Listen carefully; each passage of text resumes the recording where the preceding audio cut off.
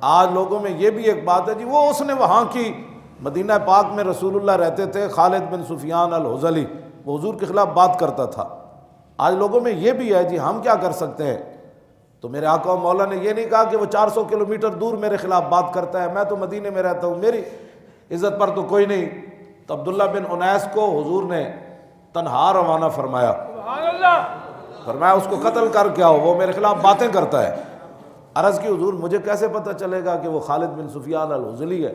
آپ نے فرمایا جب تو اسے دیکھے گا تو تیرے جسم پر کپ کپی طاری ہو جائے گا۔ آج لوگوں میں یہ بھی بات ہے، میں نے کہا 400 کلومیٹر پر حضور نے خود بھیجا حضرت عبداللہ بن انیس کو، اور یہ بھی نہیں کہا کہ میں پیچھے گھوڑے بھیج رہا ہوں پھر اس کا لشکر ہے۔ تو فرماتے ہیں میں جب اس کے وہاں پہنچا تو میں نے جب اس بندے کو دیکھا جو حضور کے خلاف باتیں کرتا تھا تو میرے جسم پر کپ کپی طاری ہو گئی۔ تو میں نے کہا یہی بندہ ہے۔ کیوں جی؟ صلاۃ الطالب، اس کا عنوان ہی امام ابو داؤد نے یہ باندھا ہے، جو رسول اللہ کے دشمن کی طلب میں جا رہا ہو وہ نماز کا ٹائم آ جائے تو نماز کیسے پڑھے گا؟ صلاۃ الطالب، ہاں جی، ایک صلاۃ استسقاء ہے، ہاں جی، صلاۃ حاجت ہے، ہاں جی، اور ساری نماز، اس کا نام ہی ہمارے اماموں نے لکھا ہے کہ صلاۃ الطالب، کہ جو رسول اللہ کے دشمن کی طاق میں جا رہا ہو اور نماز کا ٹائم آ جائے اور ہو وہ دشمن کی طلب میں، وہ بھی گستاخ رسول کی طلب میں ہو، تو پھر وہ نماز کیسے پڑھے گا؟ حضرت عبداللہ بن انیس کہتے ہیں کہ میں نے دیکھا تو میں نے کہا ادھر نماز اثر بھی جا رہی تھی، ادھر حضور کا دشمن اس کا بھی کام کرنا تھا، مغرب ہو رہی تھی، تو کہتے ہیں میں نے پھر چلتے ہوئے اشارے سے نماز کی نیت مان لی۔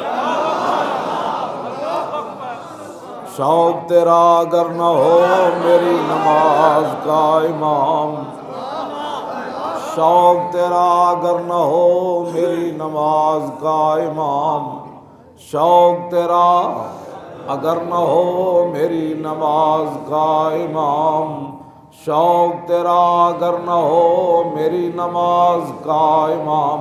اس میں نے تصور کیتا ہونا ہے آپ، ادھر حضور کا حکم بھی، ادھر حضور کے دشمن کا خیال بھی، اور ادھر اللہ کی نماز بھی۔ کیوں جی؟ کیسی لوگوں کی نمازیں ہیں جو حضور کا درود پڑھنے سے خلل ہو جاتے ہیں۔ میں کہا عبداللہ بن انیس تسی ادھر کیوں جی نماز پڑھی؟ اقبال کہتا چھڑ تن سمجھ نہیں، شوق تیرا اگر نہ ہو میری نماز کا امام، شوق تیرا اگر نہ ہو میری نماز کا امام۔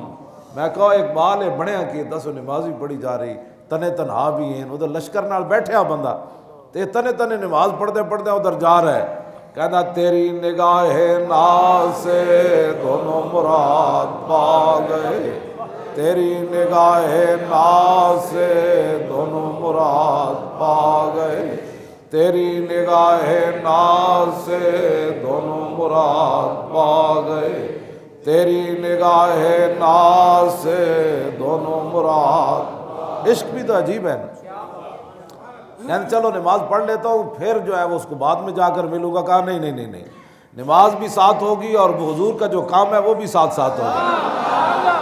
تیری نگاہ ناز سے دونوں مراد پا گئے، تیری نگاہ ناز سے دونوں مراد پا گئے۔